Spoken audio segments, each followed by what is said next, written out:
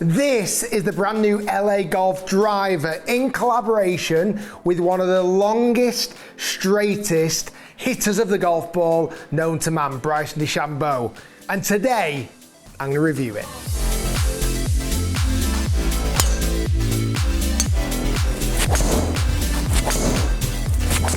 We'll have a bit of that. Now, LA Golf, really known originally by making quality shafts.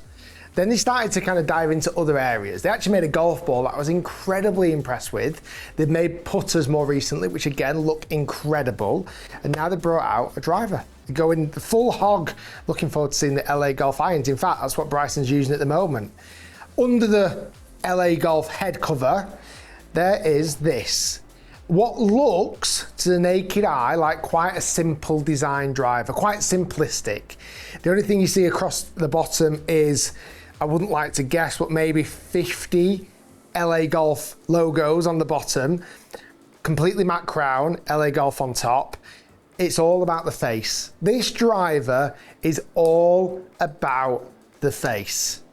So before I come on to the spiel, because there's a lot to cover with this driver, a lot of detail. As you would imagine, Bryson DeChambeau's been collaborating with LA Golf on this driver. I got fitted when I was over in Miami a few months ago, and also spoke to Bryson himself about this driver. I'm going to share that knowledge with you today. Right, without further ado, let's give one a hit. Let's see how it flies. Oh, we'll have a bit of that. It's not the longest I've ever hit, but it's unbelievably straight. Right, so this driver is all about the face, because what Bryson and LA Golf have been working on with this driver is to increase the bulge and roll of this driver, all depending on your swing speed. So there's 5 different faces, 5 different bulge and rolls. Going down as little as below 90 miles per hour, there's a different bulge and roll, all the way up to clubhead speeds of 135 miles per hour plus, which is rare. Not many people are getting to that, but that has a different configuration of bulge and roll. Most drivers have this kind of bulging and rolling of the club face. It's to help off-centered hits. So if you hit the toe, the ball is going to curve left. So they almost lean it out more to the right, so the ball starts right and then curves back towards target. If you remember a few years ago, Twist Face, when TaylorMade brought out Twist Face, it was all about that. They were looking at having that toe even more open and flared, so if you do catch the area, it starts even more right, but still curves back to the middle. But the problem with that, and this is where Bryson's kind of come into this, is different swing speeds, that bulge and roll reacts differently every single time. So on the back of this driver head, there's still loft. This is 9.5 degrees of loft on this head. But there's another 2 numbers here. Mine says 10-10. And that is in line with my swing speed of about 110 miles per hour. And actually, when I was hitting this, I was swinging about 113 miles per hour. So the numbers refer to the radius of the circle in inches. I feel like I need a prop to explain this. One second. So let me explain this with this cable tie. Slower swing speeds need a flatter curvature. Faster swing speeds want more of a curved face. So let's say this zip tie is its maximum radius. So from the center to the edges, that's its maximum radius it can go. This curvature can only be a certain amount of curvature. Like it can't be any more curved. The faster you swing the golf club, the smaller the radius of that circle, hence the more curvature on the actual face, which fast swing speeds need more of. Hopefully that makes sense. So hopefully that kind of makes sense. So faster swing speeds, like Bryson, wants a number that's smaller, a radius that's smaller, hence then the curvature of that face is more extreme. A slower swing speed wants a bigger radius from that circle, hence a bigger number, because they want a flatter face. Makes sense, it really does. And it's, again, not only for bulge but roll. And the idea is, again, as I mentioned, if you hit the toe, it starts right, curves back to center. But also lower strikes often spin more. So you want to launch it lower before it starts to spin. That helps. Higher strikes typically spin less. So if you lean that face back a little bit more, it launches higher, spins less, goes further. It does, it totally makes sense. Whether it works, that's a different point. I mean, that first shot was really good. Let's hit some more. By the way, I love the look of the driver. I absolutely love it. I love that matte crown, just LA Golf on top. Interestingly at the moment, as we film this video in the middle of June, Bryson's still not actually using this driver.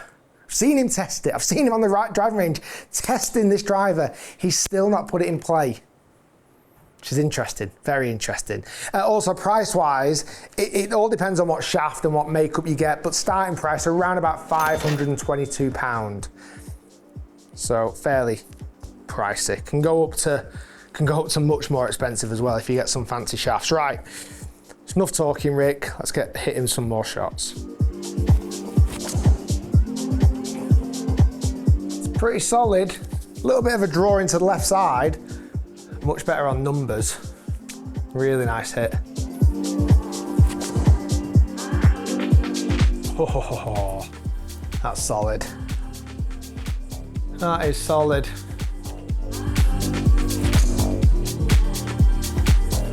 That was an interesting one.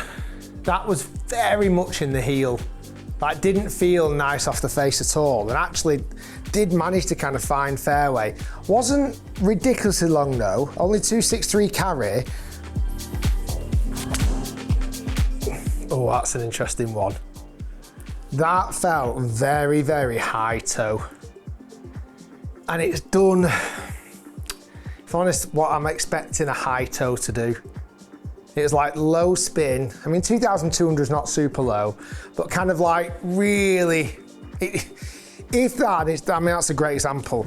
If that shot had started further right and it kind of hangs onto the left side of the fairway, you can get away with that. That still started fairly straight and then went left. That seems quite similar to a normal miss from that toe strike. Oh, that's the best one I've hit. That is the best one I've hit. Get up there, ball. I mean, it's not quite Bryson numbers, but that felt really, really good. 270 carry, or 272 carry, 292 total distance, decent club head speed, decent ball speed. Like I say, when I first I was hitting this driver, I was swinging about 113 miles per hour. It's a little bit lower than that, 108 at the moment. See if we can just crank up a few more, let's try and get a little bit more speed. Oh, low, scrappy one, but it's dead straight. It's dead straight. Wow. For a missed strike, it's done pretty good. I'm just trying to kind of pick up that speed a little bit. I think I can swing it faster than this at the moment. All right, we're gonna go 3 more, see if we can just up that club head speed a little bit. I also did take this driver out on the golf course as well and test it up against my TaylorMade. We'll have a look at that in a minute, in fact. Let's just see if we can pick up a little bit of speed. Oh, see, that's the one we don't want to see. That is a big snapper. Low spin, just completely dropping out the sky. It's pretty solid. It's a pretty good hit. Yeah, they're nice numbers, really nice. Okay, let's have a look at the drivers when I took them out on the golf course. Okay, so I took the LA Golf driver out on the golf course a couple of weeks ago. My main objective was to find the fairway. It's kind of hitting little draws and actually found like the ball flight was pretty solid. Kind of launched a little bit low, but then actually peak height was pretty solid. And time again, I found myself hitting fairway. Unlike the studio shots, I didn't hit many left. If anything, I leaked a couple right, but very just kind of right rough, hardly any danger at all. I actually found like on the golf course, the ball flight was really solid. I wasn't looking at any numbers, just literally trying to hit fairway after fairway after fairway.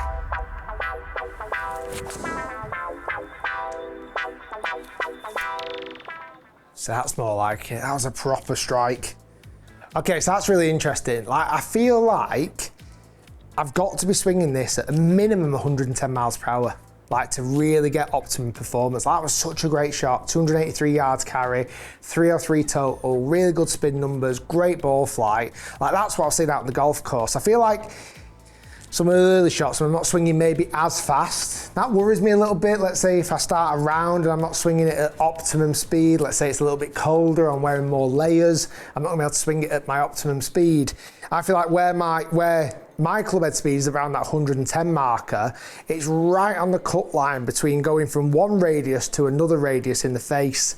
Like if I swung it like, let's say 117 miles per hour, I'm actually smack bang in the middle for this driver. So almost even if I dropped 3 or 4 miles per hour, it wouldn't make a difference. And if I was swinging it a little bit faster, it wouldn't make a difference. Just one observation. I don't feel like, for me, it performs quite as well if I swing it any slower than kind of my average swing speed. That was nice. Go on, get up there. Yeah, pretty solid. Pretty solid. Okay, so I've got mixed opinions about this driver.